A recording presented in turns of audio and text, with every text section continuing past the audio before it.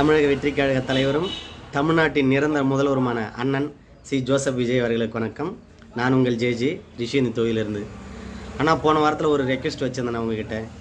முன்னாள் முதல்வர் அம்மையார் செல்வி ஜெயலலிதா அவர்கள் அறிமுகப்படுத்திட்டு போன அம்மா உணவகம் திட்டம் தானே.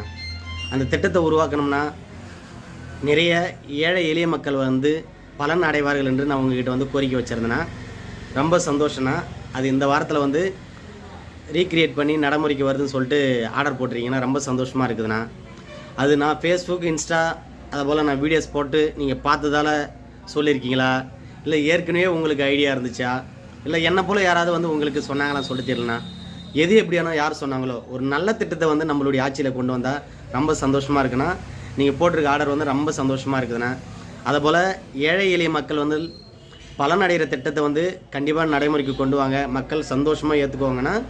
தயவுசெய்து அதிகப்படியான இலவச திட்டத்தை தயவுசெய்து கொண்டு வராதிங்கன்னா. மக்கள் நம்மளுடைய ஆட்சியில் இலவசத்தை எதிர்பார்க்கல, நல்ல வளர்ச்சியும் தமிழ்நாட்டுடைய பாதுகாப்பு தானே எதிர்பார்க்குறாங்க. முக்கியமாக எதெல்லாம் விலைவாசியை குறைக்க முடியுமோ தயவுசெய்து அதில் குறைச்சி, விலைவாசியை குறைச்சி மக்களுக்கு ஒரு பலனடைகிற திட்டத்தை கொண்டு வாங்கினா ரொம்ப சந்தோஷம்னா. அடுத்த வீடியோவில் பார்க்கலாண்ணா.